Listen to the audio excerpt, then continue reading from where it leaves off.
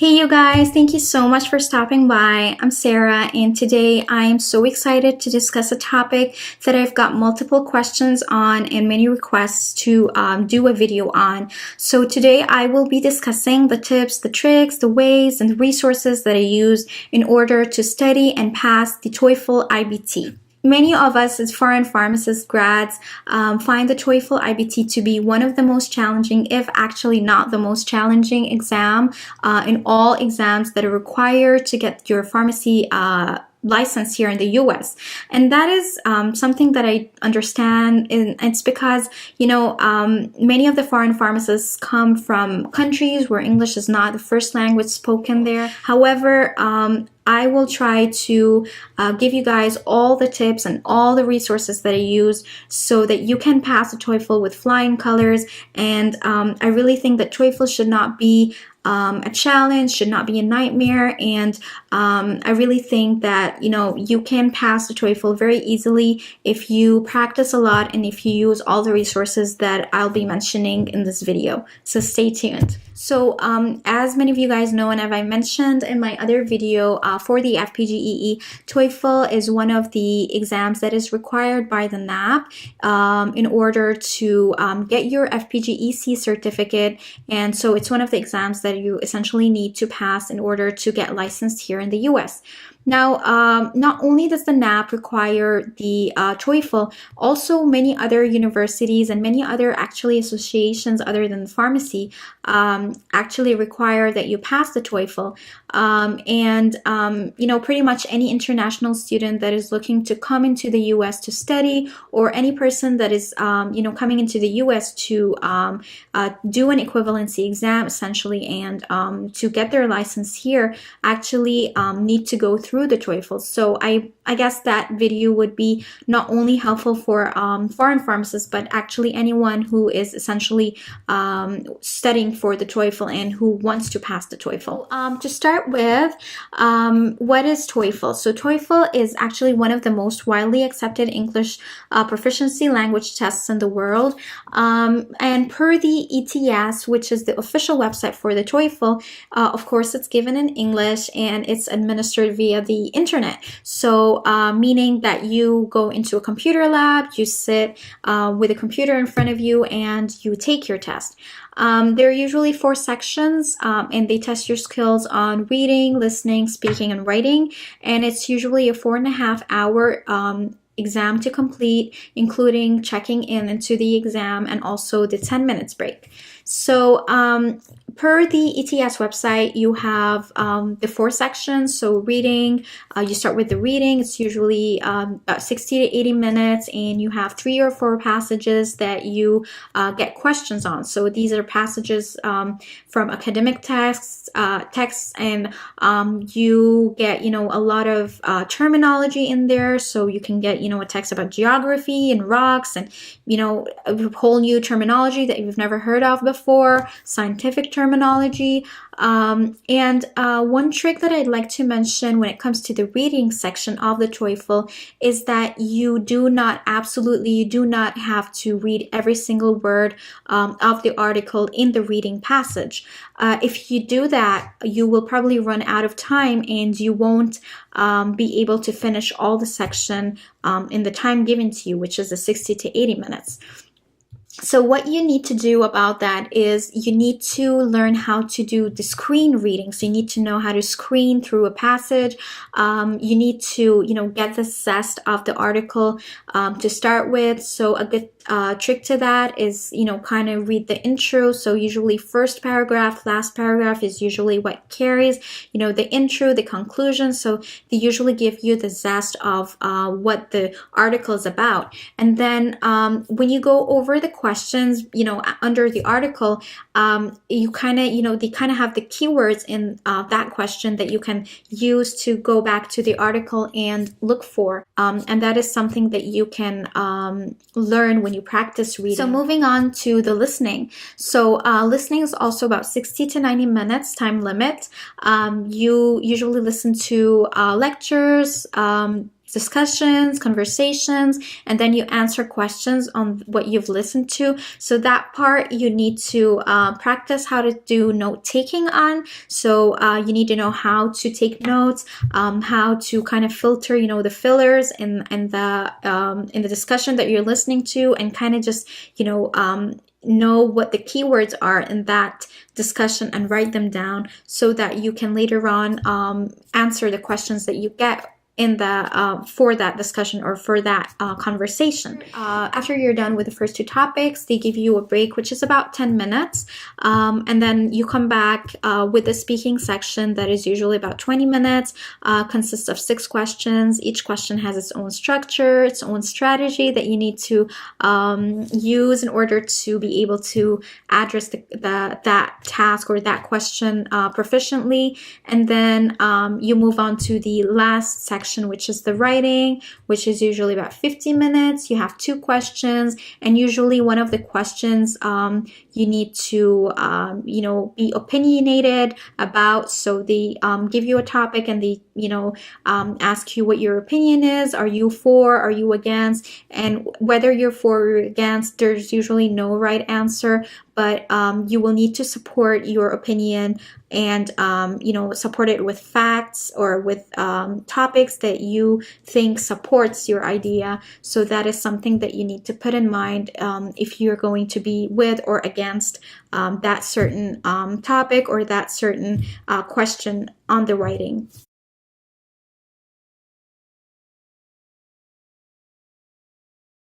Before I discuss the resources with you guys, I would like to give you 2 pieces of advice that is very personal to me. So number 1, before you go to the TOEFL, you want to make sure that you practice as much as you can. So the keyword for TOEFL is practice, practice, practice, and then more practice.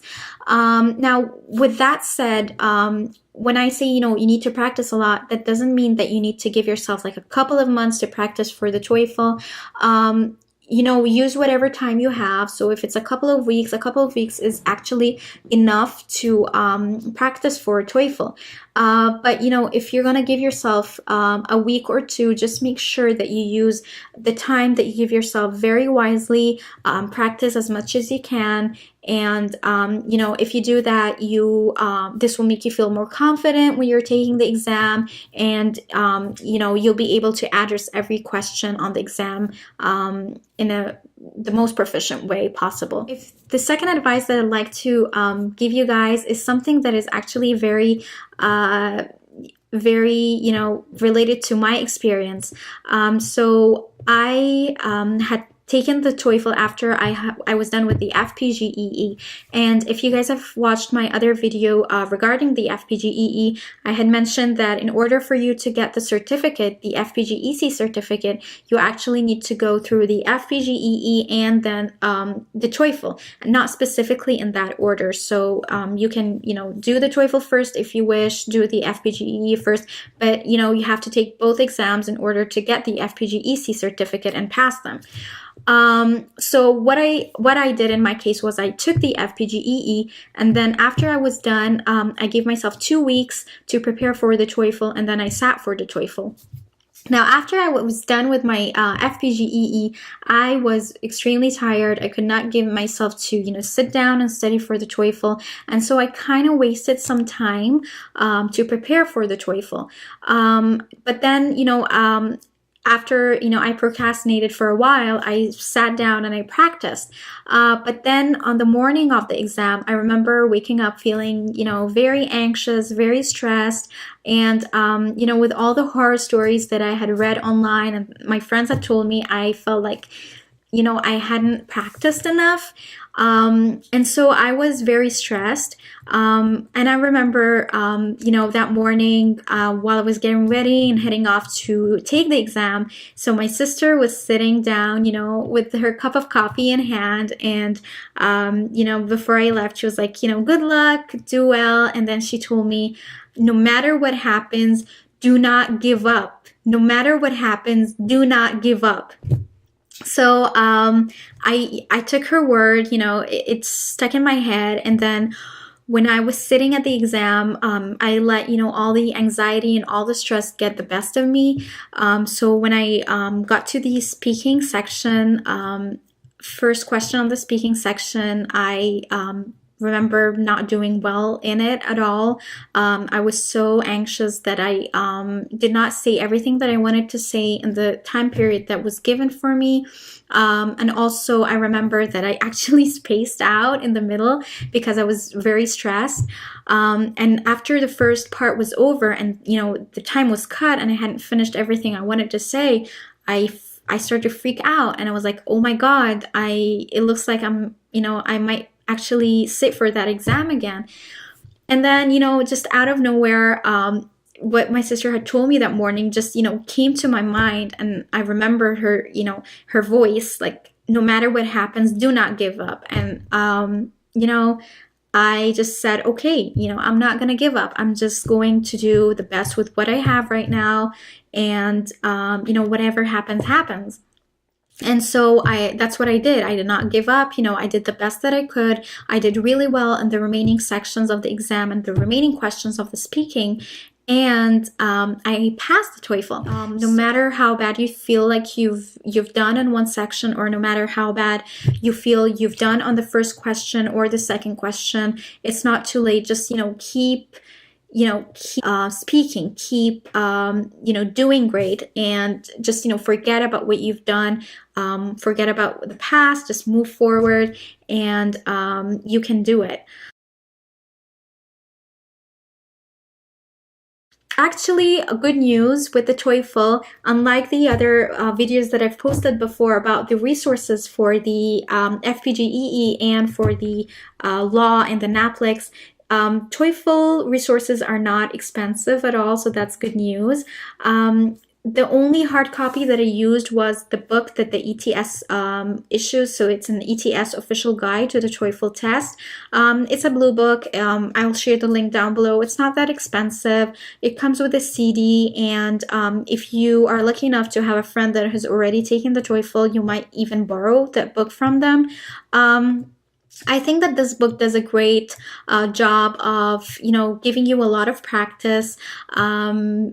It kind of preps you to the exam, so you kind of, get the zest of how or what to expect on the exam. They give you a lot of practice in all sections of the exam. I mainly used that book to practice reading and to practice the listening. With the reading part, you want to make sure that you kind of time yourself while you're practicing the reading. So while you're reading the passage and answering the questions, just make sure that you time yourself because like I said before, the most challenging part of the reading is to finish in a timely manner because it's very easy to read the article, go word by word, and waste a lot of time and then run out of time. So this is the most challenging part with the reading. To the second resource that I used, and a resource that I swear by, and you guys, I really think that you definitely have to check it out. It's extremely helpful.